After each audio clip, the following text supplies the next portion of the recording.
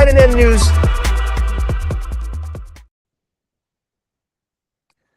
Welcome to INN News. I am your host, Collin Carter. My co-host, Reef Breland, is here, but he's off camera engineering. So you will probably hear his voice, but not his face. But we have a special guest who I've been actually looking forward to speaking to for the last couple of years since, thanks to you guys, referred us to him. So I'd like to welcome Dwayne Wong Omowale to the show. Dwayne, it's great to meet you and finally have the chance to talk to you. Thank you. I really appreciate the invitation. Oh, no problem. So just to have our audience know who you are, as I said, I've been following you on Twitter for at least the last couple of years now. But you are a Pan-African activist and very prolific author. I'm not sure how many books you've written in your career, but you are a historian. You do focus on African and African diaspora history, which I do appreciate, as I told you off camera.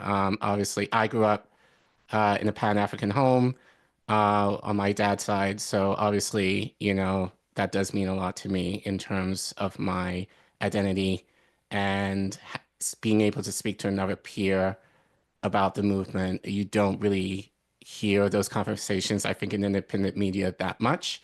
So I'm really fortunate to have you on to kind of talk about your activism and your work within the movement and hopefully how we can somewhat return to that in some way, shape, or form.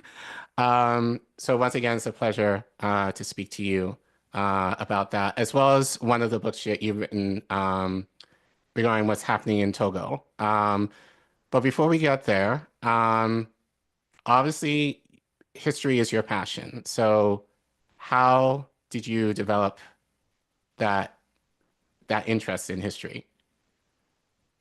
I think to some extent, I've always had that interest in history. It's something that my parents instilled in me, but particularly as it pertains to African and African diaspora history, that was something that developed over the course of being educated in schools that pushed a very Eurocentric type of approach to education. So I particularly remember graduating high school, and then it occurred to me that I knew so much about the history of Europe, the culture of Europe, because that's what the education was centered on, but I knew nothing about African history. So part of that, part of me developing that interest in history and then wanting to write about history was just to essentially cure my own ignorance of African history. You know, researching African history, and this is part of how I came into Pan-Africanism, was as well researching the historical connections among African people internationally. So as I began this process of researching history and educating myself on history in college, I came to the decision that I also wanted to start writing books about this history as well, to make it more readily available to individuals, because as a student in college, I realized I had the advantage of being able to access the database at the university. That's not something that's readily available for a lot of people who aren't actively enrolled in a college campus. So I recognized the fact that being able to go to college gave me a greater degree of access to information about African history that's still not very widely available to the public. Right. So just to clarify for our audience, you're Guyanese, you're from Guyana. So for those of you who don't know, it's a country, it's part of the Caribbean, but a country in South Africa. So obviously there's a lot of, and you're mixed race yourself. So obviously there's a lot of interconnectedness with different cultures in the Caribbean in particular. So do you feel living in the Caribbean affected the way you viewed yourself in terms of you being mixed race and as a result, you growing up and what you're currently doing, do you feel that had any impact in terms of the way you view the world? If it did, it wasn't a very noticeable or significant impact from my viewpoint, because the thing about my background is, you know, even though coming from a multiracial background, I was essentially raised by both parents to connect with the African identity, to connect with Black identity. Particularly my mom, you know, she grew up in Ghana during the 1970s, 1980s, the Black Power era of Caribbean politics. So, you there's a prominent Guyanese Pan-Africanist named Walter Rodney. She used to actually attend Yeah. his rallies in Guyana. So, she came out of that Black Power era in Caribbean politics. So I got that influence from her. My dad, he's also a big influence in terms of shaping my Pan-Africanism. The first time I read a book by Malcolm X was a book that my dad had bought me. So even though I come from a multiracial background, the type of upbringing that was instilled in me really helped to shape and develop a Pan-African consciousness and a Black consciousness about myself. So consciously, I wasn't raised in an environment that made me feel multiracial. The environment that I was raised in was one that made me feel first and foremost Black. Um, and actually, you kind of answered my next question is how did you, and actually, you can add a little bit more if you want, but more of your journey in terms of you becoming a Pan-Africanist yourself. Like, what was the thing that made you decide this is what I want to do with my life? It wasn't one thing, it was multiple things. So starting from the standpoint of, as I said, the upbringing that I came from, just having parents that instilled not just a Black identity in me, but a sense of a global Black identity. So, growing up to me, Black wasn't necessarily separation between Black people in the Caribbean and a separation between Black people in America. I just saw Black people as being one people. And that was essentially the message of the Black Power movement. When I listened to my mom tell stories about growing up during the Black Power era, she would talk about how some of her biggest influences would be some of the artists, and it'd be artists like Peter Tosh, it'd be artists like Earth, Wind, and Fire.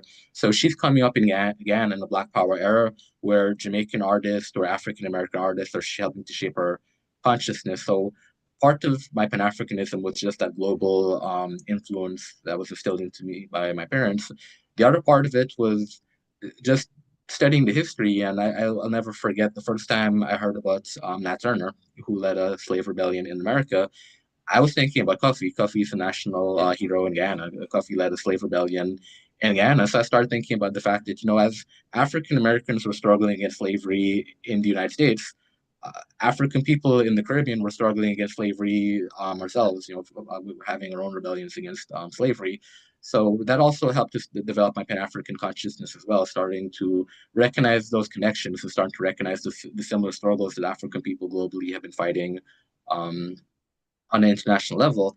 And one thing that definitely did help to shape my Pan-African consciousness was the earthquake that happened in Haiti several years ago. I was in high school at Hmm. the time, and I remember, Haiti was not a country I used to think about very often until the earthquake happened. Then I started really pondering, there's this country in the Caribbean that's, mostly Black country, and the people there seem to be really impoverished. And I started thinking about the conditions of African people in the United States, the conditions of African people again, and I started really questioning to myself, why is it every time I find a country with people who look like me in the world, we seem to be in the same situation. We seem to be struggling against the same poverty, Right. struggling against the same political oppression. And at the time, it started with a question of why is it that way? Part of uncovering the history and studying the history was me arriving at the answer that it was a very deliberate process in terms of how the colonial powers divided African people for the purposes of not only exploiting us but keeping us in a state of oppression and a state of under development. So it wasn't necessarily one thing that led me to Pan Africanism. It was multiple different things. It was my upbringing. It was just certain observations about the historical struggles of African people, certain observations about contemporary struggles of African people. And I know one particular incident that was very influential for me. At the time, I was already a Pan Africanist from the standpoint of I'd been studying Pan African history, writing about Pan African history. But 2014 really reinforced my view that Pan Africanism is something that is still relevant to African people and something that's still necessary for African people. And what happened in 2014 was that's when the protests were happening in Ferguson in the United States over Mike Brown Mhm. being killed. 2014 was also massive uprisings and protests in Haiti against the corrupt government that was in power there. And 2014 was when the revolution in Burkina Faso happened that overthrew the dictatorship in Burkina Faso. So I'm looking at these different struggles around the world and I'm realizing that Black people in the United States, in the Caribbean, and in Africa are struggling against oppression simultaneously. But the problem is that these are mostly fragmented struggles. They're disconnected. They're not unified like the struggles in the 60s and the 70s and even the Mhm. 80s were unified. So 2014 is when I started really putting everything together in terms of this Pan-African vision, realizing that globally African people are still fighting the same struggles. But as I pointed out, unfortunately, we don't have the same level of connection that we did in decades prior, and that also was part of a deliberate effort to dismantle the Pan-African movement. Um, so that brings me to my next question. So in light of what you were seeing in terms of the somewhat, I'm glad you kind of said uprisings that you kind of mentioned in the 2010s, or it's happening in different pockets within the diaspora. But I'm glad you made that connection that they were connected in terms of our oppression, but Yeah. the media is not necessarily going to make those connections for us, but you were able to make those connections yourself. Um, you wrote a book. Well, again, you've written at least 20 from what I was able to count. But one of them that I want to kind of focus on now is the protests that are happening in Togo, which you titled Faure Must Go. Um, so I'm just curious, as a person who has spent significant time in East Africa and in Uganda and Rwanda, and definitely having an affinity to that region, given my time spent there. I'm sure you have a very similar circumstance that led you there, or being willing to write about it. So can you share more for people who haven't written the book? First off, what led you to Togo, and then what inspired you to write the book?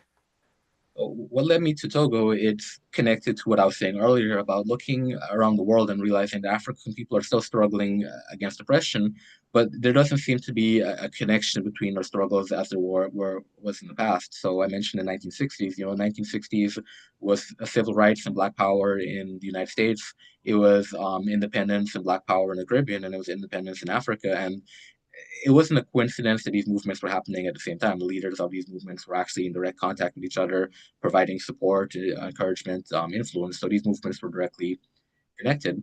So what led me to getting involved in Togo is that in 2017 there was an uprising that took place in Togo against the dictatorship there. That's why the book is titled "Faure Must Go." That the people in Togo were demanding that Faure Gnassingbé, the current dictator in Togo, step down and leave power. So Mhm. as the protests were taking place in 2017, I began reaching out to some of the activists from Togo to see how I could get involved and provide that support because I recognized that what was happening in Togo was of a very important political consequence, not just for the Togolese people, but for Africa as a whole, because the problem of neo-colonial dictatorships in Africa is not just a Togolese problem, it's a problem that many African countries are currently dealing with. So to me, I saw what was taking place in Togo as something that was larger than Togo itself. It was something that was of great importance to not only Africa, but to African people globally. And I also saw it as an opportunity to start rebuilding those connections, start rebuilding the type of international global connections that we had in the 1960s and the 1970s when those struggles were taking place. So that's part of what led me to Togo, that desire to start reaching out to liberation struggles in Africa and start building those connections. But the other thing that led me to Togo as well is just the determination and the courage of the Togolese people. When I saw the footage, the videos of the protesters in 2017, confronted with military brutality and oppression that was unleashed by the dictatorship, and the fact that it didn't deter them at all, that the protesters continued to go out, they continued to defy their oppression, they continued to defy the violence that was being inflicted upon them. It was very inspiring to me, and it made me want to do what I can to support the Togolese people in the struggle to be free. So as part of your book, you interviewed Farida Nabarema, who is a Togolese activist and is executive director of the Togolese Civil League. Yes. Um, how did you connect with her in terms of the interviewing her for the book? So she was actually the very first Togolese activist that I reached out to because when the protest happened, she's a very well-known activist. Matter of fact, she's also co-founder of the Faure Must Go movement. That movement itself was something that she helped to found. So I first reached out to her because as the protests were taking place, she was being interviewed on different platforms. So I Mhm. watched some of the interviews, and I had known her about her before because of her activism in Togo, but I thought to reach out to her then. But as this protest is going and there's an uprising in Togo, I decided I want to do what I can to support that movement. So after watching some interviews with her, I actually reached out to her to make that connection to see how I could support the struggle there. And that's partly what led me to writing that book. That a major part of the support that I was giving to the Togolese people is to just write articles about it. Eventually, I published a book about the situation because part of what they were struggling with as well is that Togo is a predominantly French-speaking country. So that creates a language barrier where a lot of the information about what's happening in Togo is in French, which means it's not readily accessible to English-speaking audiences. So the articles and the book that I wrote, went a long way in terms of really internationalizing the struggle of the Togolese people and really bringing the struggles of the Togolese people to the attention of a larger audience that may not have been aware about what was happening in Togo prior. And one thing that's been encouraging to me is that this year, now that there's protests starting up again in Togo, I'm seeing a lot more attention and support being given to Togo this time around than I saw in 2017 and 2018 when I got involved. And part of that was just helping to internationalize what's happening in Togo and helping to bring it to the attention of a larger international audience. Um, so in light of that, and I do think it's interesting that, and I think it makes sense given, especially given the timing, especially with Black Lives Matter. And there were a couple of other things that I'll talk about later that I think there was a little bit more awareness of, um, the struggles among Black people globally that I think at that time people were making more of those connections. And it's sad, I feel like we've kind of regressed within a short matter of time. But from that, and just to be transparent for the audience, I did ask you this before we went on. But you wrote about this. You write blogs on Medium, and so you talked about this. Yep. You had a back and forth with Phil Monterai, who's known for the Black Agenda Report, who had a critique with you, from what I understand, regarding your connection with Farida in terms of her being involved with the Ford Foundation, among other organizations that may or may not have the best interest for Black liberation in mind. So now, obviously, you have a relationship with her. So, and and you even said, he even said he's never been to Togo. So it's hard to kind of know I think the relationally what she might have said to you or what you perceived in terms of, especially for you writing this book.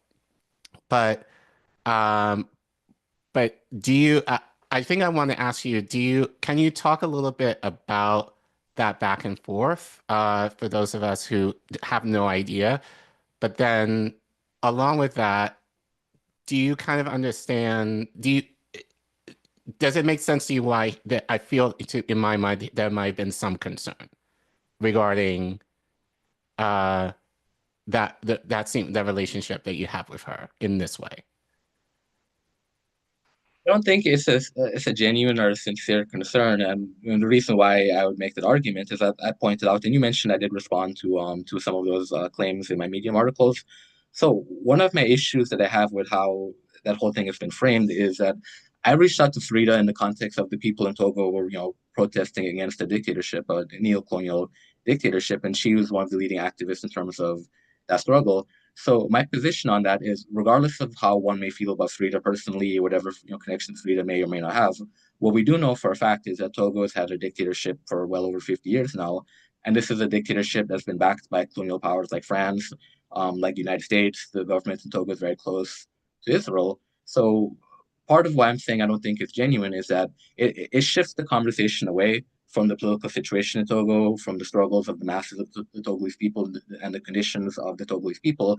And it even shifts the conversation away from precisely who it is that's backing this regime in Togo and helping this regime to remain in power. And then it creates the conversation about individual activists and certain allegations about what ties certain activists may or may not have. And to me, that's not particularly helpful, because if we're talking about building a very serious Pan-African movement, first and foremost, what we should be about is about how do we improve the conditions of the masses? How do we elevate the masses of African people? And that's not going to be accomplished by engaging in the type of arguments that I believe were being made in relation to Faure that, as I pointed out, it just became a critique based on having connections to certain individuals rather than more robust analysis about, how do we actually effectively support the liberation struggle in Togo? How do we effectively actually liberate Togo? So to me, any critique that's not framed in terms of how do we improve or better advance the struggles in Togo is not a very useful critique where I'm concerned. Um, I totally hear what you're saying, but I think at the same time, and in my mind, and I think for me, I'm thinking more of this now, post 2024 election, especially where I think for me personally, given the activism that I've done locally in DC, as a Black person, there are issues that are important to me that while, and I want to say white, but it can be anybody, while white people might say, and we'll use reparations, for example, like they may understand the idea of why Black people might need reparations. But when push comes to shove, when I or others kind of express those needs, um, that it's either pushed aside as it's not important right now, um, or it's not brought up at all. And I think it's important. And again, that's why I wanted to ask you. And obviously, you have a relationship with Farida, so I don't want to. Obviously, I think, as you said, it's about what you're able to do to liberate, to build towards our liberation. I do think there is a place where we need to kind of question who we align with under what pretenses. Now, again, given, and I think for me, it's like the fact that she has been involved in this organization, in the Ford Foundation, among other things. I get why there are some people who might be concerned about that, but I think in this instance, if he were to kind of, and I'm not sure in context of how he was asking you or critiquing you, if it was online, I kind of get it. I feel like that kind of discussion could be had either face to face or privately. Um, but at the same time, I do wonder, like, I kind of understand, to me, it might be more concerning, especially given kind of what we're seeing now. Like there's a lot of these foundations who back US style revolution. We're seeing that in Syria. We're seeing that in Latin America. And that's been a thing in Africa. So, and you kind of mentioned this in terms of like the imperialism that and the persecution that African peoples have been experiencing. So, do you share that kind of that same sentiment in terms of who we align with that may hinder our progress in terms of liberation in the I diaspora? do, but this is why, like, going back to what I said before, but why I didn't view it as a genuine critique, because it wasn't even made as a critique of Frida. Really, it was advanced as a critique of me through somebody that I'm affiliated with. So Mm, I could see more if the critique was raised in terms of as a just a general critique of Frida herself. But why to me doesn't come across as genuine is it's almost like you're critiquing somebody else to critique me by proxy. So that's where it doesn't come across as being genuine. It's almost like you're using my connection to somebody else to discredit the work I'm doing in Togo. And then, as I pointed out, when you make it a situation where you're trying to discredit the work I'm doing in Togo because of an affiliation I have with somebody that you don't like, again, you're shifting the focus away from, well, what do we do about Togo then? So if the solution for the liberation of Togo is to not align with Farida, not to align with the activists like Farida who are doing that work, then what is the alternative? What is the solution? And particularly, like I said, the issue for me is that we know where the United States stands on the issue of Togo, that this is a regime that they've supported for many years. I actually point out in that book that when Hillary Clinton was Secretary of State, she actually went to Togo and was more or less praising the democratic gains that she said Togo made. And not too long after is when these uprisings in Togo started, and we quickly find out that Togo is not democratic at all. It's still a very repressive military dictatorship. So to me, that's my primary concern. How do we liberate the Togolese people? Now, granted, I do understand the critiques of, who we align with and, what type of interests also involved in what's happening in Togo. But if those critiques don't also come with okay, we don't align with Frida, we don't work with these people, but this is what we should do instead. And, my part of my issue is I'm not seeing the what do we do instead. I'm just seeing the critiques of Frida, the critiques of the activists who are actually around in Togo, the activists who are putting their lives on the line fighting this dictatorship. So if we're going to critique those activists, but at the same time we're not providing an alternative what we do to liberate Togolese people from neo-colonialism, then to me it comes across more like a personal vendetta rather than an actual revolutionary critique or a Sure. critique that's aimed at advancing the cause of the Togolese people. Sure. So we'll get into that later because actually you brought up a good point in terms of almost like the segregation that we're kind of seeing in terms of like pockets here of acts of resistance that we're kind of seeing within the diaspora. You wrote a letter to President Biden. Well, again, you put this on your blog, I believe in 2021, to address the oppression that you've been seeing. What was your process behind doing this, or like of appealing to President Biden regarding this issue in Togo? Like I pointed out before, my objective when I got involved in Togo is to internationalize the cause of the Togolese people and to bring greater attention to what was happening in Togo. So that letter was part of that process of just bringing wider attention to what was happening in Togo. Particularly at that time, what was happening as well in Togo is the protests in 2017 and 2018 actually did a lot to discredit the Togolese regime in the eyes of the international community. So part of that appeal to the Biden administration, and one of the things I'll mention here is because the Togolese regime had been discredited, it had actually started putting a lot of money towards lobbying in Washington to Mm. improve its image in Washington. So the logic behind the letter is, partly to bring wider attention to the situation in Togo, but also to combat the efforts of the Togolese regime in trying to improve its image where Washington is concerned. Okay. Did you get a response in terms of this letter at all from anybody, Not or? not the letter, but over the course of the 4 years that Biden was in office, we did actually eventually get some response from certain lawmakers and certain people in Washington in terms of finally getting around to not necessarily outwardly supporting the protest against Ford, but getting around to expressing more concern and taking a more skeptical position on the situation in Togo. Because as I pointed out, when Hillary Clinton was Secretary of State under the Obama administration, Washington's position on Togo is a democratic country that has elections. Mm. It shifted 2017, 2018. So by the time we get to the Biden administration, the position was not outwardly condemning Togo for being a dictatorship, but as I pointed out, just being a bit more skeptical about Togo's claims to democracy. And it was something that concerned the regime in Togo enough that that government started lobbying on behalf of itself to improve its image in Washington. I'm just curious, did you hear anything from the Congressional Black Caucus or any Black organizations in relation to your letter Not at all? not any Black organizations, and I mean, because the work I do in Togo, it's not just me. I'm affiliated with, as you pointed out, Frida and her organization and different people. So a lot of the lobbying and the activism work that takes place in Washington, I'm not necessarily involved in that on a regular basis. So I don't necessarily know which lawmakers were behind certain things. Through the work that I've done, I was told that there were lawmakers that were expressing concern. And the State Department eventually did actually release a statement expressing its concern about situations in Togo. That's the first time that had ever happened. So, as I pointed out, during the Biden administration, we started seeing the United States taking a more skeptical position towards Togo, where they weren't necessarily accepting the claim that Togo was a democratic nation. And as I pointed out, we did get the State Department to actually officially release a statement expressing its concern about what's taking place in Togo. Yeah.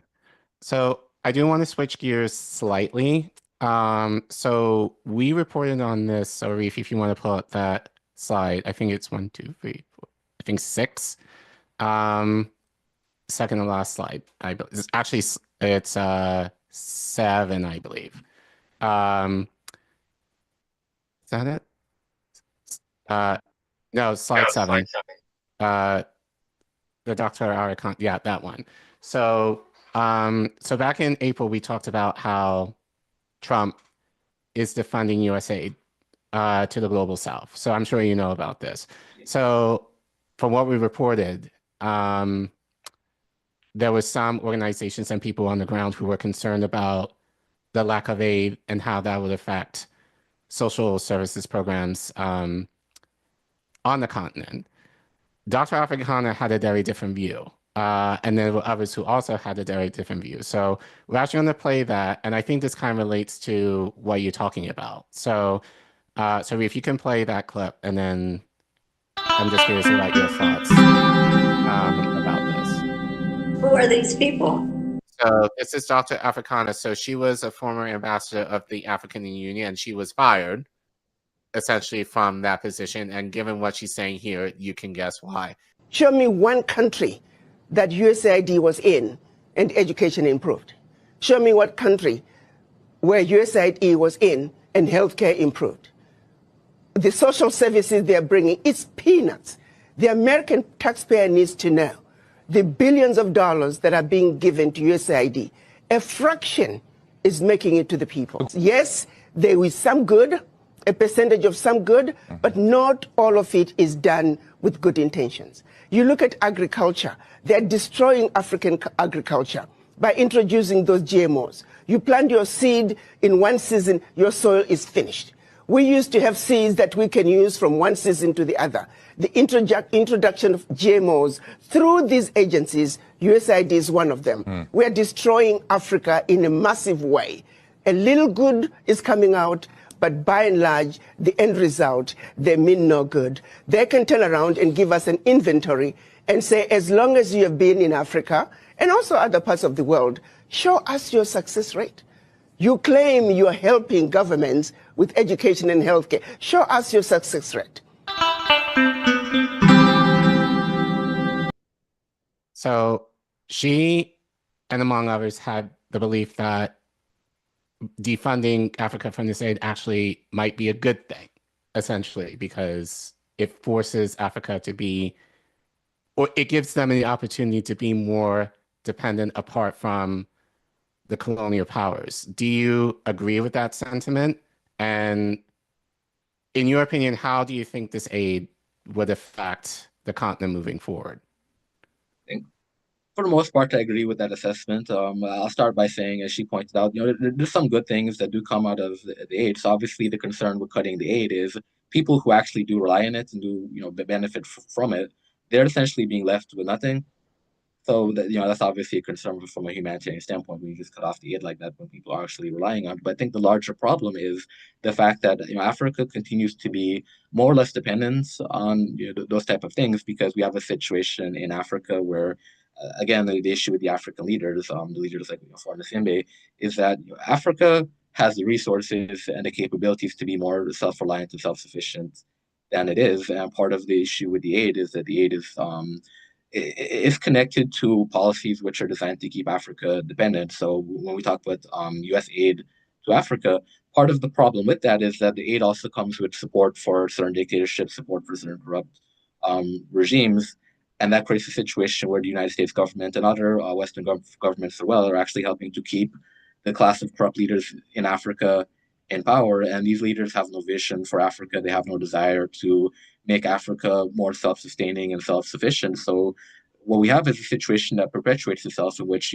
Western governments continue to support corrupt, misguided African leadership, which in turn is not doing anything for the masses of African people, but keeping them dependent. So when you create a situation where you're cutting aid that does help some of the people, but you're not doing anything in return to alleviate the conditions and to make Africa more self-reliant, that certainly is a problem. But I think the ideal situation would be at some point when Africa realizes that they can't rely on the United States for aid. Hopefully that could help to build more momentum behind the type of movements that we need in Africa, the type of movements that are essentially pushing for change in governance. And that's why I made the point before that if we're engaging in critiques of individual activists and the work that they're doing and the connections that they have, that needs to be connected with how do we really build the type of movements that Africa needs? How do we build the movements that will really improve governance in Africa so that we don't have African nations that are so dependent on American aid that it becomes a problem when the aid gets cut?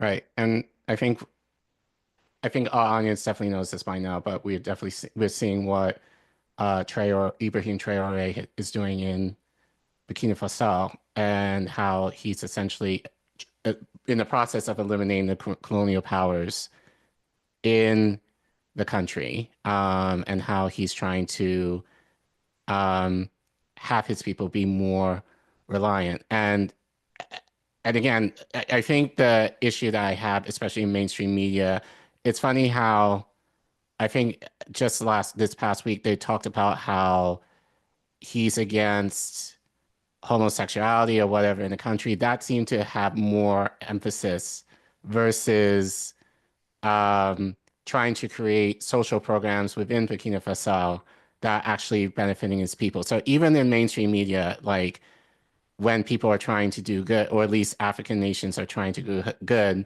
that's not necessarily talked about, but like the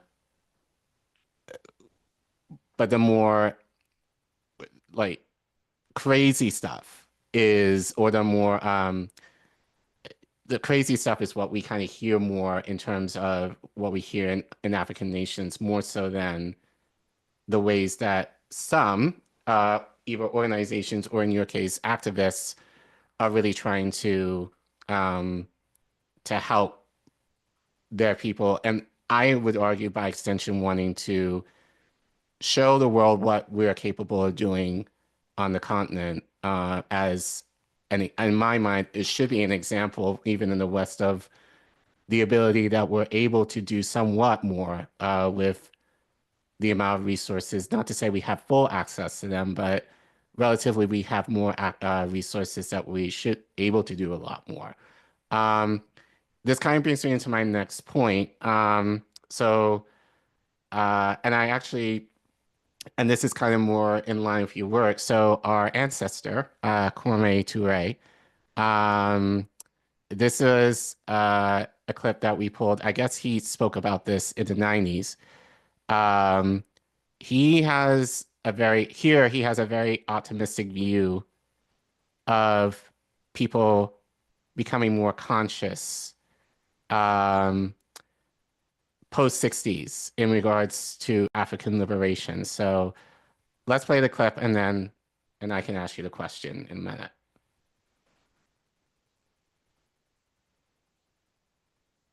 Can't hear it, Reef. No. Revolt. There we go. You're arguing that fundamental revolution really needs to be thought out very carefully. It has to be properly planned. Revolt, rebellion is not thought out, but revolution is. Revolt, rebellion only seeks to vent the anger against the system, but revolution seeks power. And I've been on power since I was a kid, and I haven't changed yet. We need power, and revolution is what brings power. You seize power in revolution. Where do you see things going then? Are you encouraged? Are you saying that you're encouraged by what you see here in the United States among our people? It's a classical English statement. It's the worst of times and the best of times. It's the best of times because our people are more conscious. They are more conscious today than ever before. Even though there's a large unconscious sector, but we know that with a conscious sector determined, that unconscious sector can become politicized overnight, as they did in the 1960s, as they did in the Russian Revolution, as they did everywhere else. They can become politicized overnight and join the sides actively for the fight for humanity. So that's not our problem. We are very conscious. So when you have the best of times, which is the rising conscience of people, and the worst of times, which is the conditions rolling back the gains that we want, etc., when you have rising consciousness and worsening conditions, you've got to have a revolt, an explosion. But this one, we want to be revolution, not a rebellion, where we actually seize power. Do you agree with his sentiment in terms of, you know, as he said, the best of times and the worst of times? Like, in terms of Pan-Africanism today, like, how do you feel about the movement now? And I know you explained about this a little bit in terms of the continent, but like in the Caribbean, in the West in general, like, where do you feel we kind of fall within that?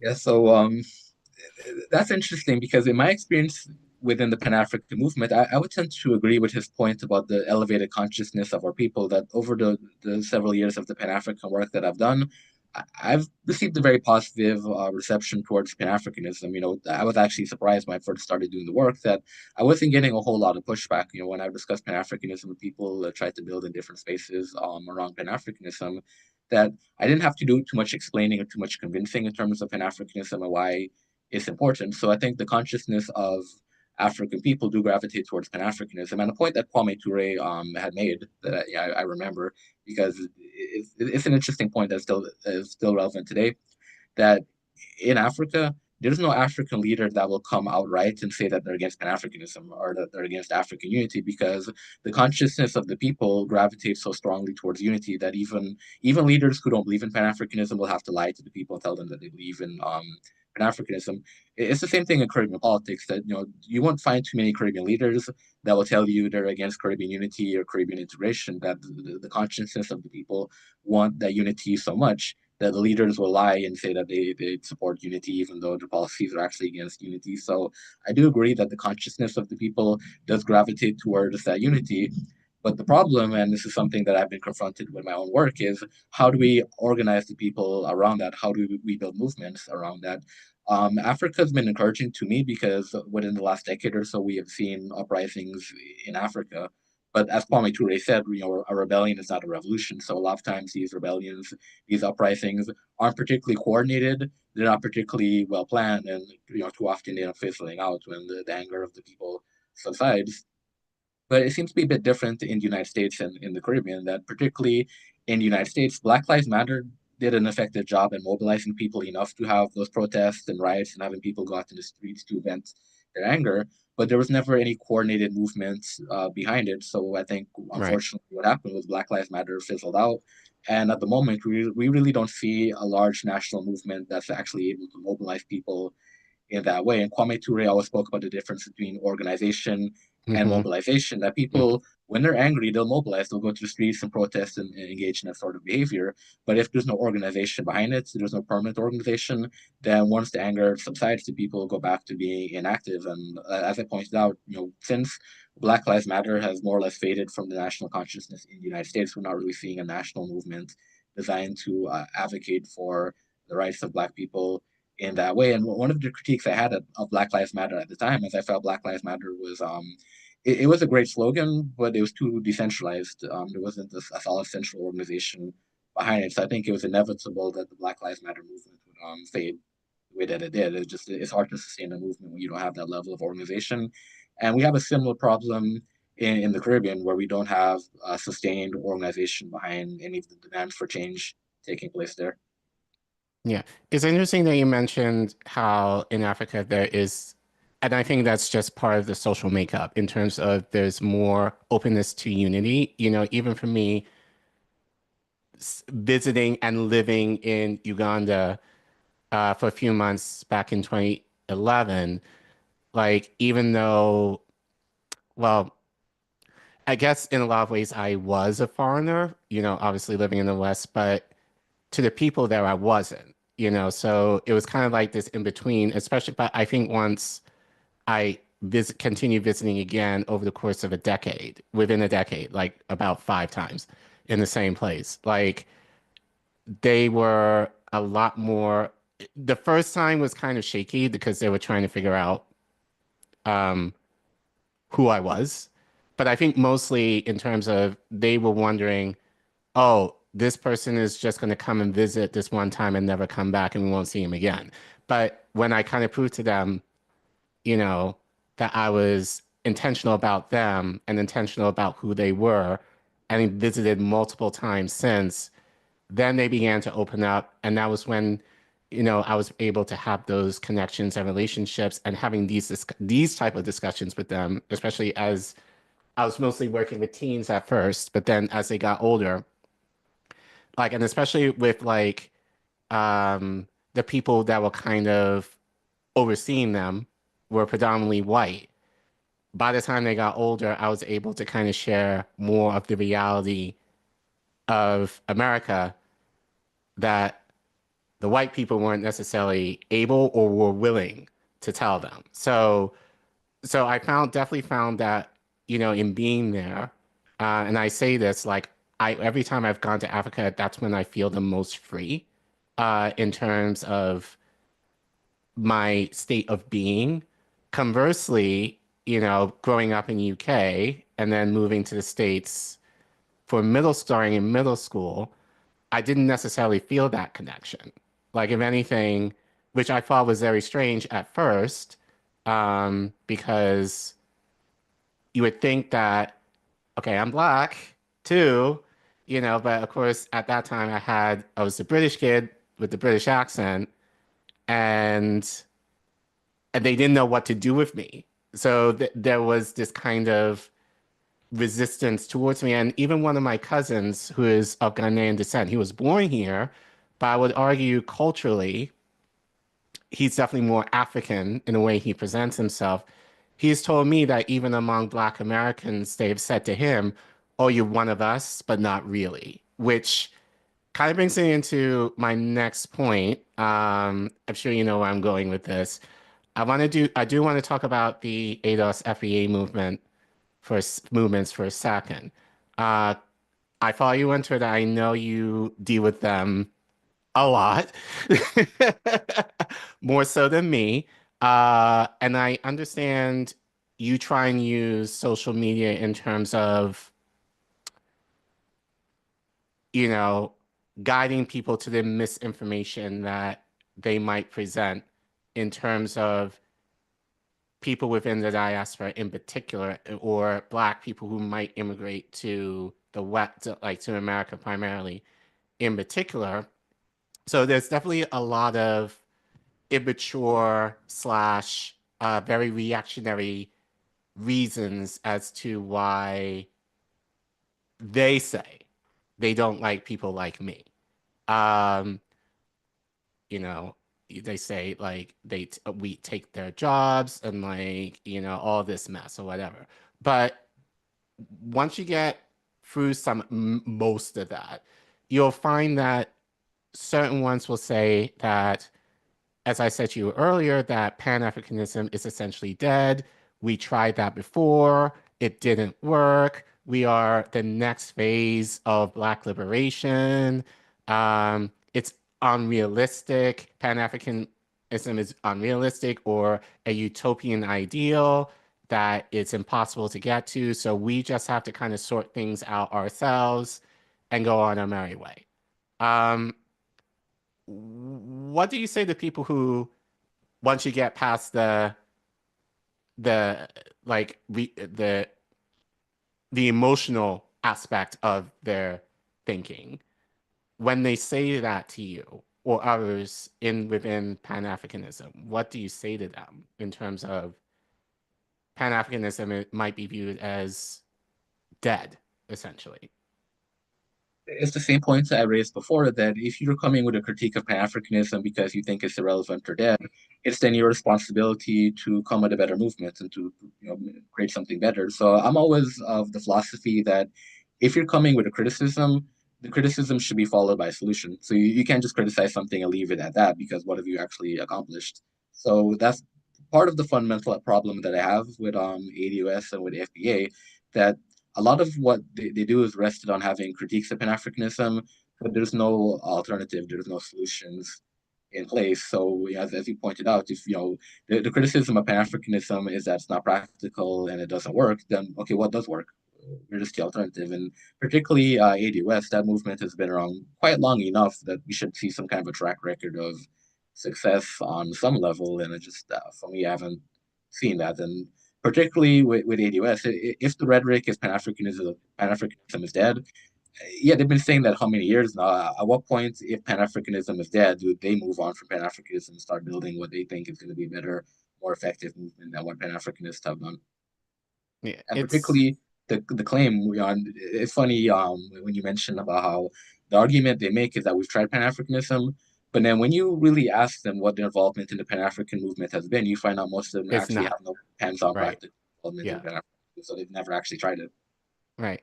And I think I told you this because when you contacted me, I was in London visiting my family, and my dad, he grew up in that generation. My dad's in his 80s. He grew up within the Black. He came to London just before the Ring Rush generation. And like, so, and my dad has been extremely active in terms of what's been happening within the movement from the time he was in his 20s. And every time I go home, he always vents to me in terms of, I think he's extremely disappointed in terms of, and kind of going off with what Kwame Ture was saying, you know, there was more intentionality back then in terms of, and I think then it was a lot harder, but there was a lot more intentionality of Black American leaders going to Africa, speaking to politicians and activists and leaders in those countries, engaging them in terms of what was happening in the West and what was happening in those countries and how we can align with the possibility of what we can do when we unify, which also involved the Caribbean as well. So it's kind of disappointing now, I think, to me, in light of social media, that you would think that things would be a lot easier to make these connections. And you say this, and I say this too, social media is not the real world. So, you know, but it's the perception of this isolationism. And I kind of blame the American system in part for that, because, you know, America, the West is generally very individualistic and very much, you know, like, it's all about me. And then along with that, we might have people who have never traveled outside the state, never alone the country before, to be able to make those connections. And I think, you know, obviously you being in the Caribbean, me growing up in the Caribbean households, but living in Europe, I would argue there is more intent in learning more about the world and how we kind of all intersect, given our culture in the Caribbean and outside of that. You don't necessarily see that in America in particular, or at least it's almost excusable if you don't. So as I said, you do better than me, but my dad has said, we're lost. Like, and I think he's saying that even in terms of Pan-Africanism too. I think, and again, my dad is of a particular age. He's done the work for a very long time. And as he says, we should be a lot farther ahead than where we are now. And I think that's kind of where his frustration is that given what our ancestors did, especially in the 60s, to try and elevate our consciousness, the fact that in a lot of ways we kind of regressed, especially in America, and we're having these groups that will will call anyone who is not Black American out or whatever else, I think it's sad. And honestly, very discouraging for someone like me who is trying to advocate for Black Americans here. And it's like, well, why should I even bother advocating for the things that you need when you don't even like me, seemingly? Now, as you said, I don't see this, I see it mostly online, but I have met some ADOS or FBA people, a few, in the wild.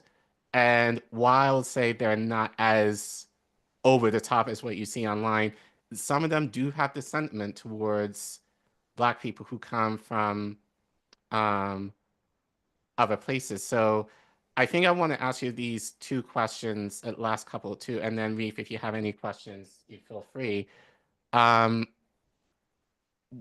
What do you believe it will take to reestablish the connections that Malcolm X, Kwame Ture, Dr. King, like all these people, like John Henry Clark, all these people who try to make these were intentional of making these connections, especially for things that bond us.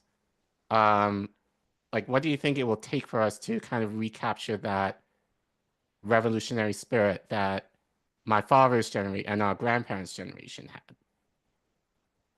So that goes back to one of the key points in my book, Four Must Go, that in the book, I actually do write about rebuilding the Pan-African movement, because I do see the work I'm doing in terms of actually trying to rebuild and recapture what the Pan-African movement used to be.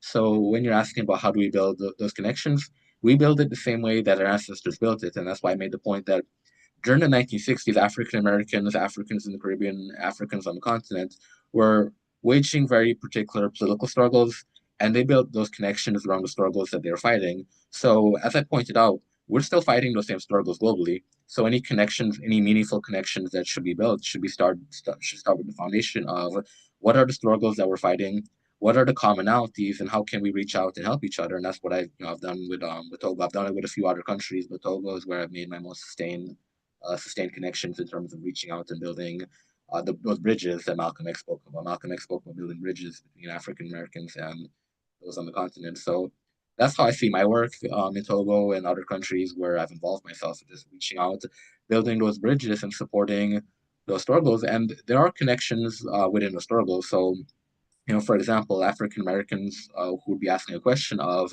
well, what benefit would it be for us in America to go and support the struggle against dictatorship in Togo? And as I point out in my book, the connection is that, as I pointed out, the United States does provide support and aid to lobbyist dictators to keep them in power. Right. That's financing that's not going into African American communities. So we have a situation where right. communities in America are being neglected, and the millions, for example, Togo, the millions that go into helping to sustain dictatorship in Togo, helping to provide military equipment and military training to suppress the Togolese people, why can't those resources be reinvested back into African American communities instead of going towards the dictatorship in Togo that's suppressing the people there? So in Four Must Go, that's the connection that I draw, that as the Togolese people are being oppressed by a government that has American support, we have a situation where African Americans are being neglected by the very government that they're paying taxes to. So, you imagine you're in a country paying taxes to a government that's taking that money then and sending it to Africa to oppress the people in Africa rather than do something to improve conditions of African Americans. So that's a very clear connection that I mentioned in Four Must Go to demonstrate the continued relevance of Pan-Africanism, that these issues are interconnected. But I get that, and well, this is why I say to people, like, because the argument is, oh, we are not going to get into what's happening in Israel/Palestine. That doesn't affect us. Well, as you said very clearly, when we are sending billions of dollars for an apartheid project, when that could be reparations for you, you should be bothered by that. When it's the IDF that's essentially training the cops here in the US to beat you up, that should concern you. I talked about last week, and this was inspired by my dad, because my dad, I knew some of the information, but I didn't know all of it until my dad mentioned this to me, the Barbados slave codes. That was created by the British. And so my argument to Black Americans is, yes, fight for reparations, but you have to understand it's not just limited to the American construct, especially given the slave codes were created in 1661, 1662. America did not become its own country until 100 years after that. And by then, the construct of slavery was already imported to many of the original 13 colonies well before that. So, but I also understand, like, they're not going to teach in American schools, they're not going to teach that. Like, they would do in the Caribbean, obviously, maybe. They might do it in Europe, possibly. But again, it's the idea of this interconnectedness that I think we're kind of missing.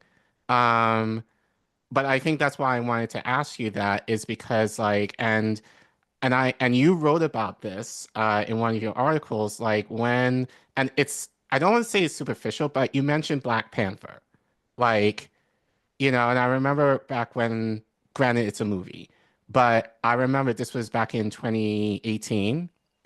There was a lot of pride regarding Africa and the diaspora back then. And that was probably the first time that I remember in recent memory where there were positive discussions in terms of how can we be more connected in terms of the diaspora. Like we were talking about what could a real life Wakanda would look like, you know, so it was a very, and like Black Americans were willing to dress up in African garb back then. Even for me, like that movie made me desire, because I wore African clothing, but like really for special occasions. Like it wasn't something I would wear like often, but it made me seek out Black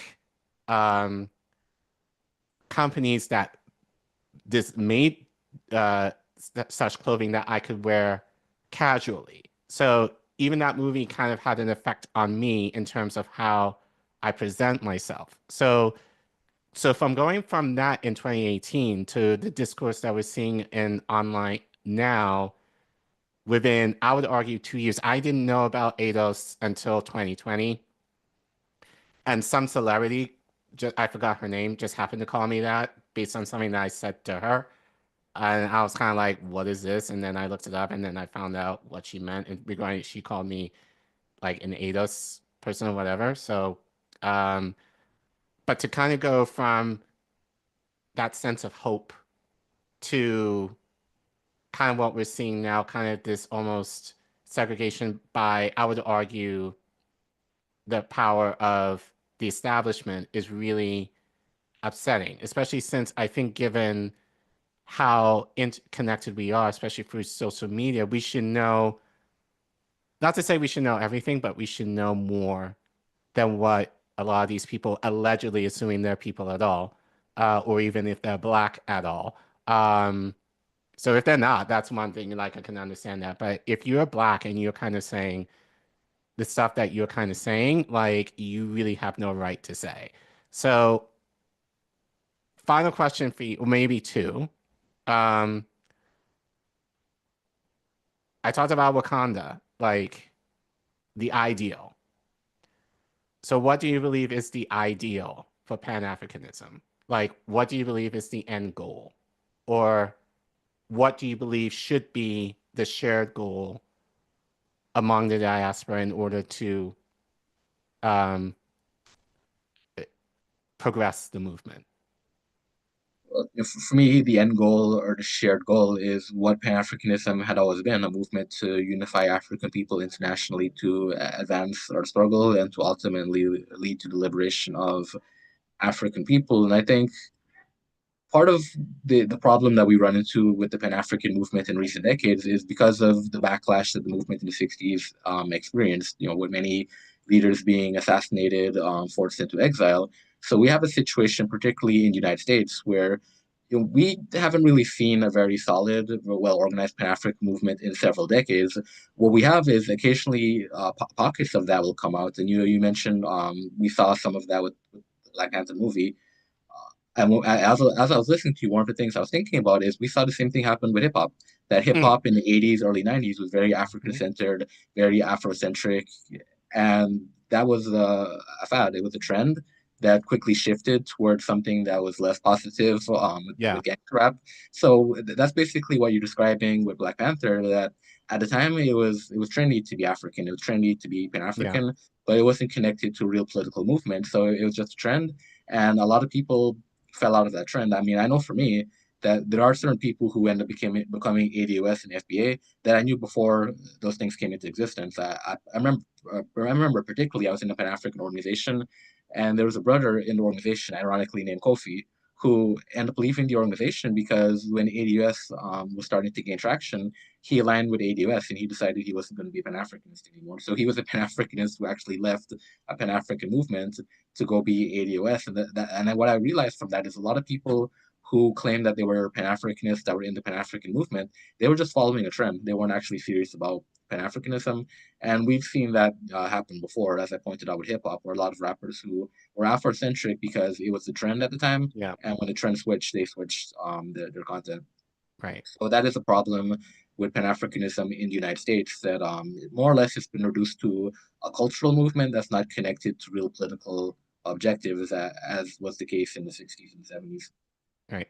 So you talked about the liberation of Black people, like for the people who need some help, or unpack that. What does that mean to you in terms of like, because we throw that word liberation all the time, but we don't give any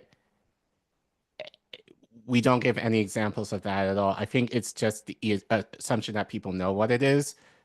I don't want to necessarily assume that. So like, at least in your mind, what does liberation for Black people within the diaspora look like to you? So to my mind, liberation looks like a situation where African people are essentially free to be who we are. We don't have to deal with the type of repression that we experience. If we're talking particularly in the United States, you're not having to deal with the type of racism, harassment, police aggression that African Americans are confronted with on a regular basis. So for me, that's liberation. Just African people being free of the conditions of repression that we continue to experience. But I will say that I get your point. Very often liberation is too vaguely defined. Yeah. We talk about liberation in a very abstract way. For me, it's deliberate because I see my role as a Pan-African activist as I'm here serving African people. So I have my particular vision of liberation, as I pointed out, in terms of freedom from repression and also self-reliance as well. To me, liberation is African people being in a position where we can fully utilize our resources, fully utilize our talents and our abilities, and not be restrained in the way that we have been as a people. But I do, as I pointed out, I keep it vague, somewhat intentionally, because I see my role as I'm here serving the masses of African people, and ultimately what liberation will be for African people, what that will look like, it wouldn't be dictated by me as an individual. That's something to be decided by the masses of African people. So as I pointed out, I can give my particular vision, but I think we do need to be cautious. Those of us who are activists involved in this work do need to be cautious about not trying to impose our particular view on the masses and not try to make the struggle about what we think the masses should be doing. As I pointed out, I see my role as serving the masses, so I don't necessarily see it as my place to give the ultimate definition of what liberation should look like. Yeah, I do think though, just as a last thought, I do think there should be a place where within the movement that organizations are kind of coming together. And I think at minimum having this discussion, I think, like we haven't mentioned them today, maybe another time, but CARICOM, and like in terms of the things that the bullet points that I'm mentioning as far as what reparations / reparations should be within the Caribbean. But I think there needs to be somewhat shared goal among each, like that kind of connects us together. I think, again, going in the 60s, it's one thing to kind of, what we were kind of looking for in terms of the interconnectedness, or kind of seeing how to try and reconnect us due to the oppression of slavery or whatever, to try and bring us back home, essentially. So, which I think that should be kind of an ongoing thing.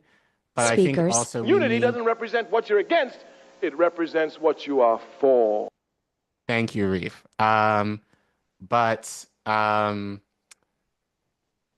We also need to have discussions in terms of, and I say this to Reef all the time, how are we affecting policy? And in terms of, if you're not affecting policy, people are not scared of you, so I think that's where we need to be. It's nice that we're talking about reparations. It's nice that we're talking about all these things, but if we don't have the apparatus to, at minimum, disrupt the system with a wrench and have it stop working for a couple of seconds, it's just, nothing's going to change. So I think that's kind of where we need to be. It's like, what do we need to do collectively to affect policy where the overlords or the establishment will generally be fearful of Black people. And I think in the 60s, we saw a little bit of that to the point where our ancestors were burnt, you know, or at least like like he had to relocate, you know, so. But I think reparations, it's a good example of my point, you know, what I was getting at in terms of, for example, reparations. I think most of us will agree on reparations, but then the argument always arises as what do reparations look like? Is it government policies? Is it a check?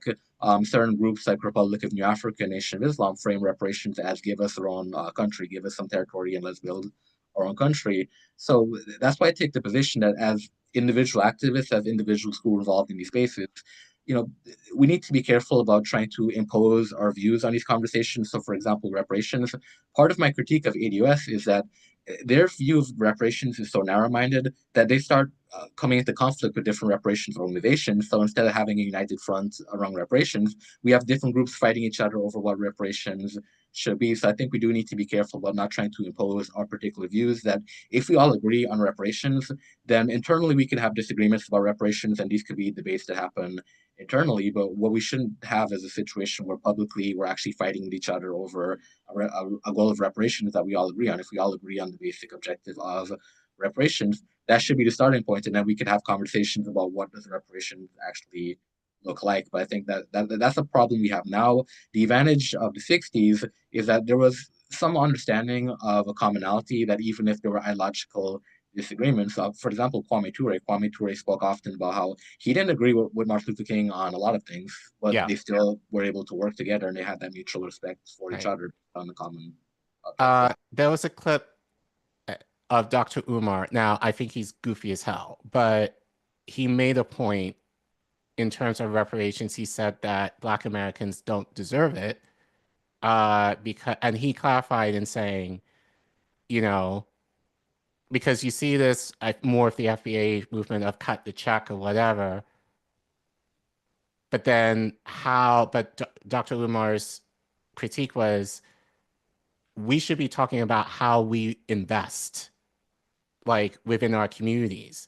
Like, so you get reparations. Yeah, I understand. Like, and there's going to be, and some people, even in our space, who say once you, assuming if you ever get reparations, if you're given that money or whatever that is up to the individuals to figure out how they should use it. I totally agree with that to a point, but why, assuming with how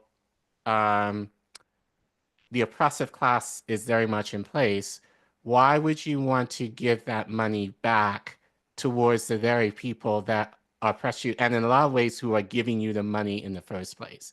Like, we need to start thinking about how we start investing within our own communities, which again, and I know you talk about this online, like in terms of the ADOS FBA movements, you talk about wanting this, you talk about owning this or whatever, you own the culture or whatever. You don't own the contract. If you're talking about music, you don't own the contracts of the music you produce. The white man does. You don't even own, you talk about sports, you don't own the stadiums. You don't even own the organizations that makes you powerful. So we need to kind of, and again, and I don't want to say we have limited resources, because I feel collectively, if we collected all of our wealth collectively in the West, Black people, we would have enough, I would argue, to run several countries, given the way that we kind of spend on frivolous things anyway. If we kind of invested in ourselves or kind of pulled our money together, we have the money. Yeah, it's just a question of how. Think about if every African American in the United States gave $1 to the cause, how much millions of dollars that is. Exactly. And we've seen that. We definitely have seen that. Like, that if you're able to sacrifice giving your money to a Beyonce concert, and you'll spend as much as you want to see her from like 500 feet away, you know, like, you should be willing to spend that money or invest towards your liberation. But we need to have those discussions of how can we do that now when the odds are against us. Because even if we ever get reparations, it doesn't matter how much you're going to get. And it doesn't make sense to me to give it back to the very people who are oppressing you. Like, that could very well be the case down the road.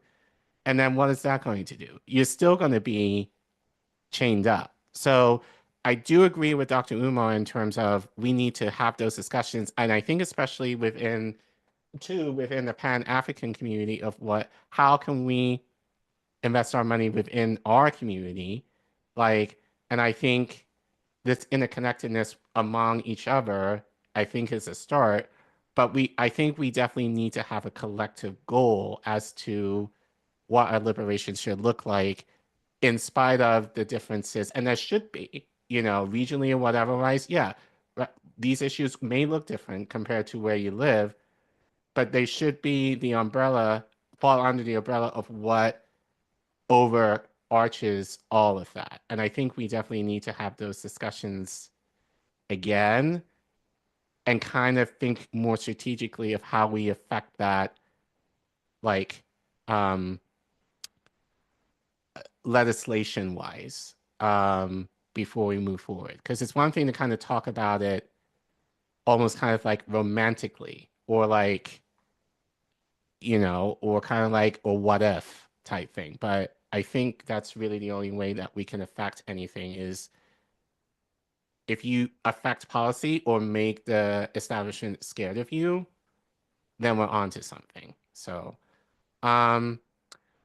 Reef, do you have any other questions before? Yeah, I'll shoot a couple out. Let Dwayne go. So Dwayne, here, how about we do that? There we go. So I wanted to ask you a bit about, we talked about USAID a minute ago. And parallels to that, you have both Russia and China funneling tons of resources into Africa at the minute. How, when in the lens of Pan-Africanism, do you feel like that's helpful? Do you feel like there's problems with that in the foreseeable future? How do you think that's going to affect Africa as a whole? I think that's something I view very cautiously. So I do understand the standpoint of certain Africans prefer dealing with Russia and China because the perception is that those nations are not imperialistic powers. They don't have the type of history that Western countries have in terms of enslaving African people, colonizing African countries, overthrowing certain governments. But having said that, I approach it with caution because we can look at the history of Africa's relationship to the Soviet Union, prior to the current state of Russia, and also Africa's relations with China. That we do have certain examples where we've seen those nations pursuing certain policies that were actually very harmful towards African people. To give a very specific example, when the Soviet Union and China fell out, Mao in China started aligning himself with American policies in Africa to oppose the Soviet Union. So what came with that is China was actually supportive of Mobutu in Congo.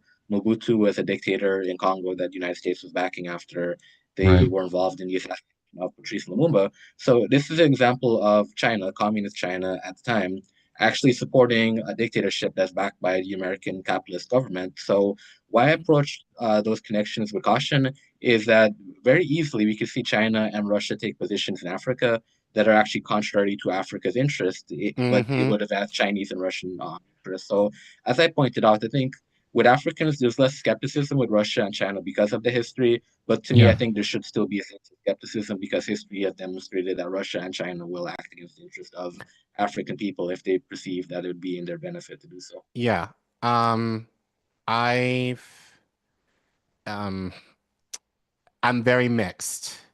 Reef knows this all too, but I think I can say that because you've been on the ground in Africa yourself. So I've seen, and I've had African people tell me that the Chinese, especially given the Belt and Road Initiative in Africa generally, does not always benefit them.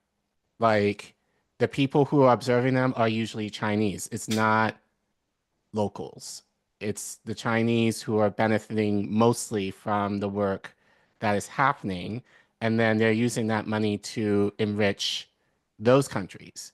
And this is the thing that kind of gets me mad when I see even people in our space kind of saying, oh, China is this, it's so great, and look at, and it's kind of like, you need to talk to people and like have a different, again, I understand it given how oppressed we are in the West, and we see stuff like, and so any seemingly good thing that we see China doing, I think well, at least in independent media, it's almost like, oh, China is so much more ahead of us. But China and Russia in certain ways can be just as exploitative as the West can be. Like their counterparts in the West. So I agree with you that we should be very weary in terms of our Africa's relationship, especially in terms of BRICS, especially kind of what I'm thinking of right now. But it's sad that people don't necessarily think about that. I do get it, because unless you've been to Africa, you wouldn't necessarily know that. But it's hard because it's usually me who kind of speaks out on that, and then it's kind of like, and no one generally listens to me, but I think hearing voices like yours who also have that same concern, which would be helpful. But I think that kind of helps, as you say, like, if we don't want China or Russia to be necessarily involved in these countries, what's the alternative? And I've said this, people who have right intention, Black people who have right intentions of being in Africa, without the capitalistic viewpoint, should be the ones kind of not to say leading the charge, but assisting in what's happening on the continent, especially given the education that we should be having in terms of what our ancestors tried to kick off back in the 60s. So I hear you on that, just in terms of the caution that you feel too, regarding that relationship. Yeah, and that's a good point, that when you look at what's going on in the ground in Africa, particularly with the Chinese, I know a few years ago there was a problem with in Somalia, where there's an issue where Chinese activity in Somalia was actually poisoning the water there. And it's not just Somalia; we've seen other African countries where people have raised issues about Chinese coming and engaging in these development projects that ultimately actually lead to pollution in certain African countries. So we do see these issues taking place in Africa. But as I pointed out, I think the general view is preferable to deal with the Russians and the Chinese rather than certain Western countries. And I think there needs to be skepticism in those relationships as well. Right. Any final questions for you? Because I do have one more. Yeah. Let me get this. So you spoke earlier about Black Lives Matter and how it wasn't a centralized enough movement, right? From what I've personally seen, I almost feel the opposite, that it was too centralized. And I only say that because it seems like to me, the more centralized and thus more effective your movement is, right, is the minute they try to either manipulate, co-opt, control, or otherwise stop or silence and manipulate that movement. How do you, in your view, how do you think we combat that with centralized organization? Or do you think that's possible? Do you think we have to work outside those systems? What's your take on that?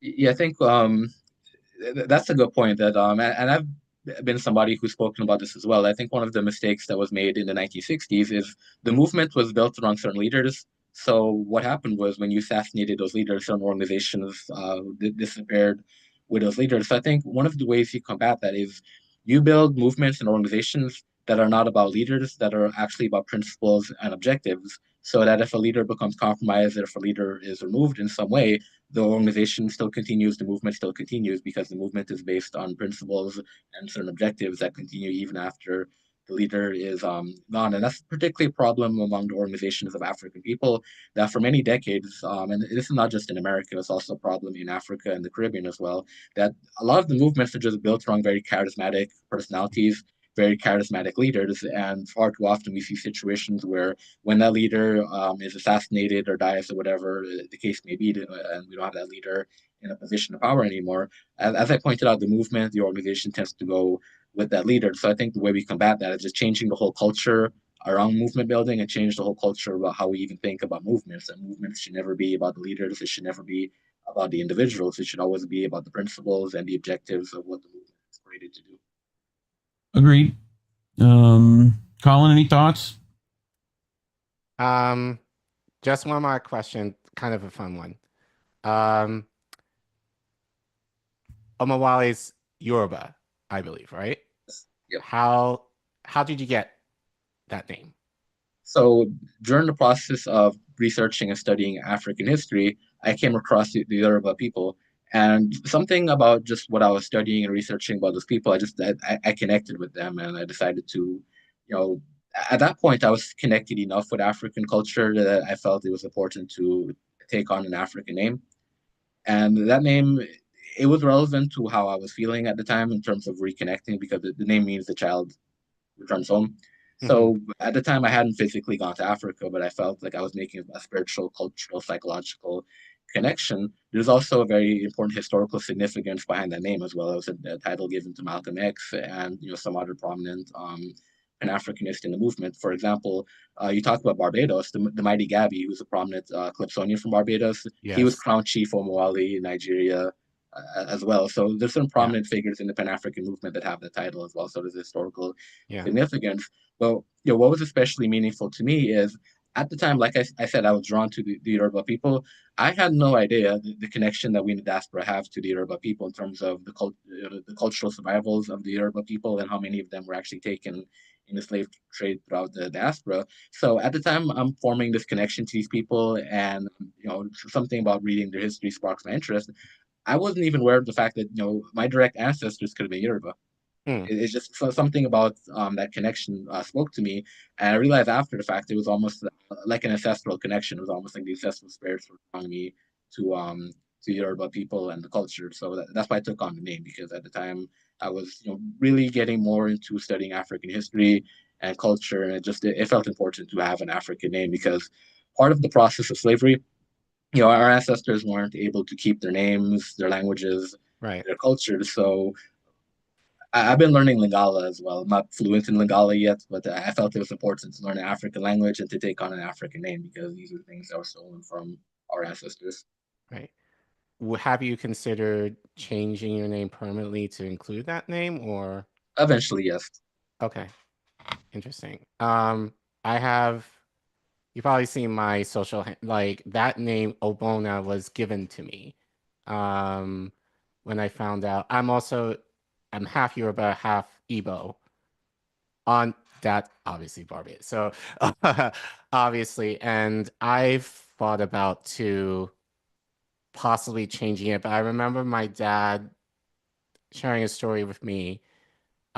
He thought about like in his time in the movement, he thought about changing his name to an African name, and then he discussed it with his mom, my grandmother, and she said, "Well, you could change it, but how would people know that you belong to me?" And even though like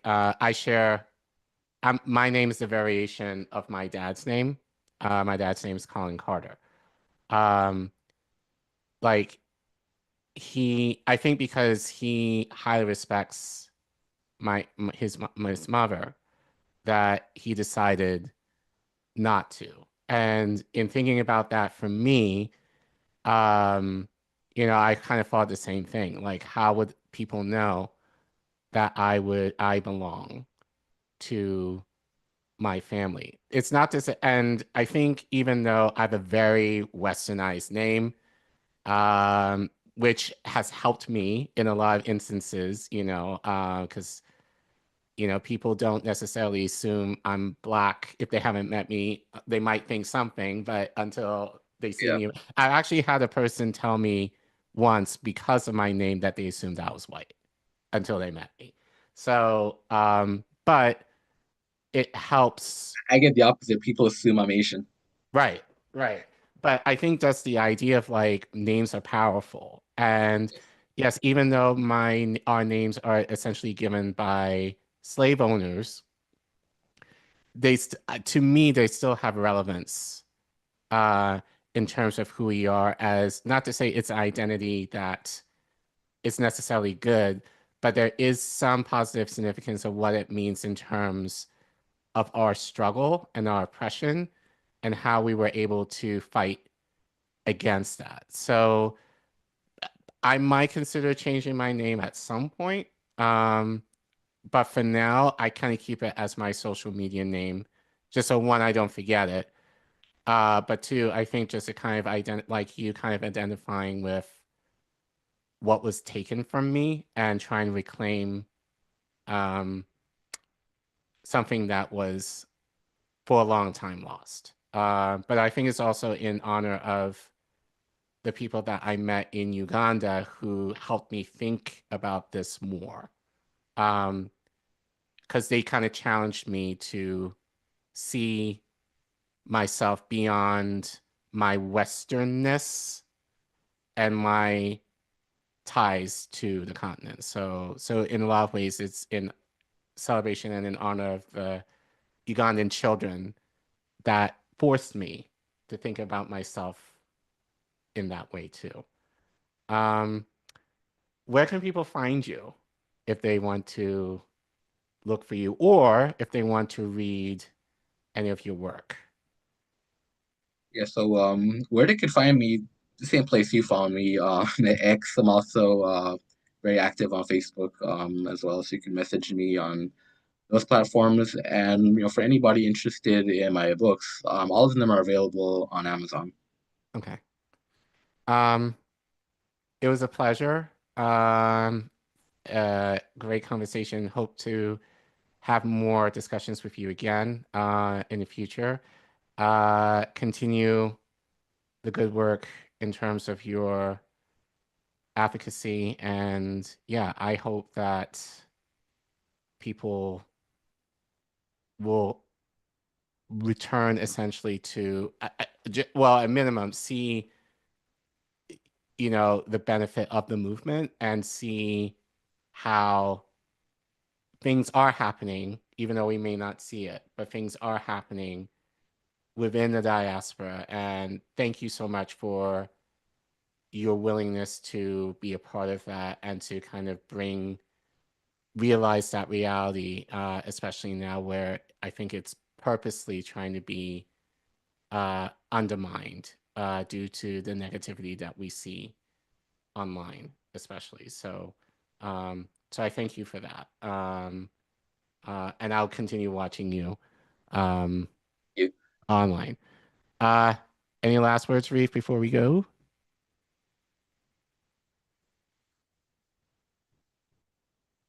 Both of you have, but it's quick, hopefully. So as a person with the complexion I have, right, society doesn't make me focus on identity as much, right? And seeing this like split between the like ADOS FBA community and the Pan-Africanists, I do find it interesting, this like search for identity that both of you are kind of trying to answer. And this is a question to both of you. Like, why do you think that identity is so important for like African descendants of any variety? Why do you think that was important to the both of you to like research and look into and like base a lot of your thinking around, if that makes sense? Yeah. I think for me, it was really mostly out of curiosity, because you're in school and you see your white counterparts being able to name off their ancestors back to the Mayflower and all this kind of stuff. And you as a Black person can't necessarily do that. You're lucky if you're able to do that. And, you kind of wonder, you know, like who were the people who essentially brought me into existence. And I think I was very fortunate in my upbringing to have a father who talked very positively about Africa, but also just talked positively about traveling. And he always said, travel around the world, but always make sure you travel to Africa. You know, that should be your first stop among, if you're going any other places. And so for me, whereas I think a lot of people here, they kind of see Africa as like, ooh, scary, you know, like it was a place for me that's always been a wondering of where is my connection in terms of the continent. Like, and again, I think I had the privilege of being with people that forced me to think about that more. And, you know, but I think for me growing up, and I've told you this, like, you know, privately, Reef, you know, like growing up, I've always felt like, you know, because I was mostly in mixed company, like among, people of different races, but among white people, like I was never white enough because obviously too much melanin. But then, especially when I moved to the States, I wasn't black enough because I didn't necessarily share in the Black American culture. So I remember all through my 20s just kind of wondering where I fit.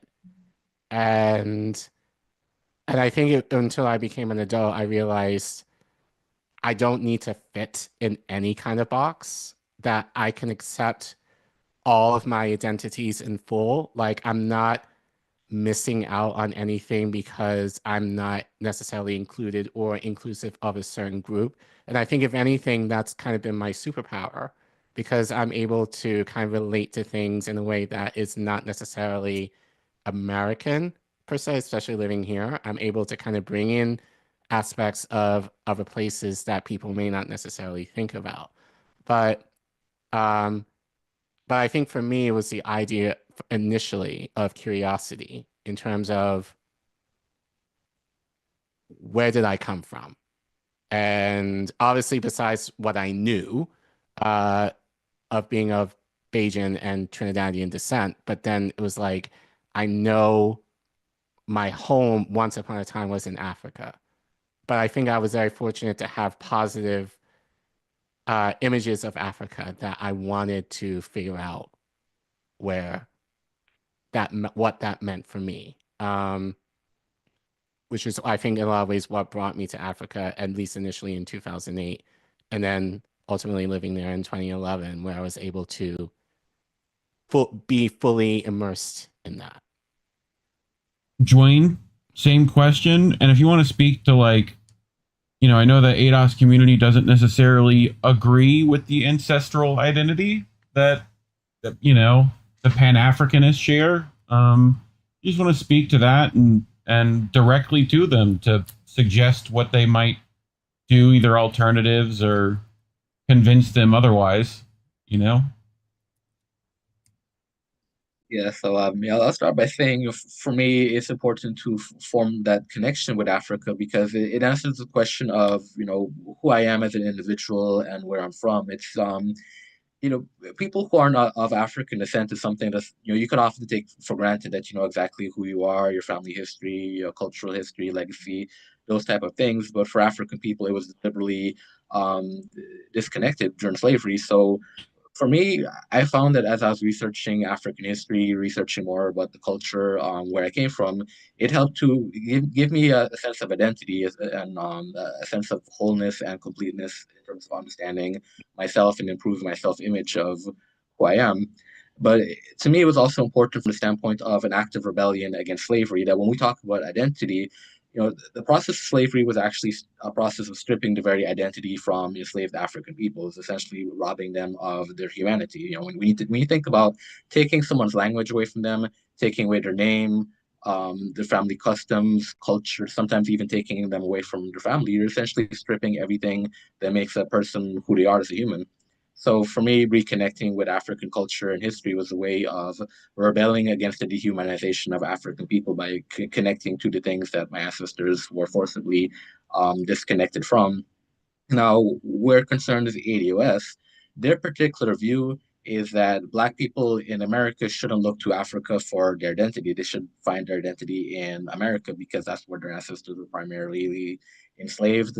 They take the position of instead of looking to connect to African culture to find an identity, they believe that they already have their identity as uh, Black Americans, as people who are in America. My particular view on that, and historically the Pan-African view has been, it's a very limited position. Particularly Malcolm X, always made the point that if Black people in America truly were American, then there wouldn't be any problem. You wouldn't have to fight for the rights if you were already an American. So the position that Malcolm and many Pan-Africanists took is that clearly the problem for Black people in America is that you're not viewed as being an American, because being American, there's a particular construct that comes with being an American. Being a quote unquote American in the socially constructed sense of what that is to be white, because America was a nation founded by white slave owners who deliberately established a system in which white people were in a position of power. So from that standpoint, we already see the conflict that a lot of Black people in America have had to deal with. W.E.B. Du Bois wrote about double consciousness, this idea of you're not fully African because you're born and raised in America, but you're also not fully American because you obviously not being treated as an American. So the way Pan-Africanists deal with the double consciousness, the way that Du Bois dealt with it, is to lean into the African side of who you are. ADOS takes the opposite position. They prefer to lean into the American side of who they are. And as I said, I think there's certain limitations that you run into that because, particularly with reparations, if your position is the American government needs to give you reparations to undo the harm that was done during slavery, well, if the American government still doesn't view you as being an American, they don't even view you as being human, they're not going to take the position of looking out for your best interest. And Pan-Africanists have always had that level of skepticism that America does not view Black Americans as being equal American citizens. And for that reason, policies which are implemented by the United States government are policies that are not beneficial to Black Americans, because the understanding is Black Americans are still outside of the American experience. They're still outside of being identified as what it is to be an American. So that's where Pan-Africanists and ADOS differ in terms of identity, that Pan-Africanists see the importance of connecting to those African roots and building those bridges with Africa, not just from a cultural perspective or a perspective of finding identity, but also from a political perspective, whereas ADOS takes the position that they're Americans, there's no need to reconnect to Africa, whether it be to find their identity or to build a political alliance. They're solely focused on America. You asked me to speak to them directly, so I would just say, as I pointed out, when you look at the historical record, that the United States has always made it difficult for Black people in America to exercise the ability to be a citizen. Again, Malcolm X, he made the point that if you were an American citizen, there'd be no point in even having civil rights legislation. And he also made the point that every time the United States has tried to pass legislation or pass amendments in the Constitution to address the race problem in America still persists. So that's part of the frustration that I do understand from ADOS, this idea of they don't identify with Africa. They view themselves as Americans, even though America's never viewed them as being American. So as I pointed out, it's a difference in the way that we approach identity. As I pointed out, Pan-Africanists try to connect to Africa in terms of looking for identity, whereas ADOS believe that they're going to find their identity connecting to America. And I just think there's a lot of challenges and limitations that have come with that historically.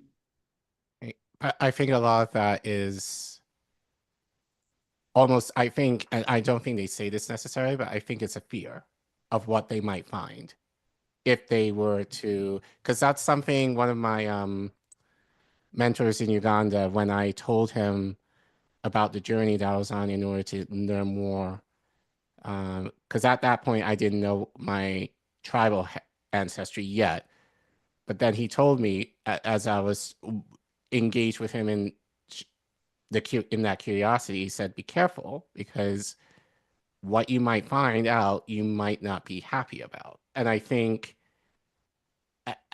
for many of them, it's kind of that fear of what they might find in terms of knowing more about this aspect of their ancestry that again was stolen from them. It could be some that are just kind of ignorant or choose not to do anything with it. That's totally fine. That's your choice. But, but essentially we are all birthed from the same tree. And to me, you have to give honor to that tree, even though you may not have anything to do with it personally. But I always tell people, like, it's there for you if you choose to learn more about it, but don't disparage me or others like me for having views that might be slightly, and I say slightly, different from you, and especially for many of these issues, there's a commonality with.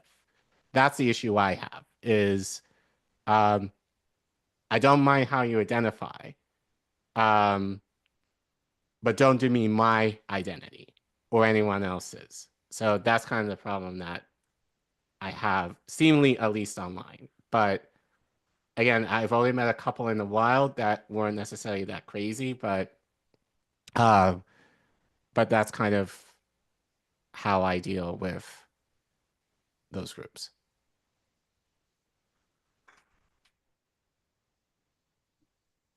But I think that's it. I think we that's a little bit that's too all much I had. All right, so Dwayne, once again, thank you so much for joining us today. You want me to close out, Reef? Yeah, dude, you get the honors this week, I guess. Okay. As Reef always says, labels are bad. Stay independent. Have a good night, fam.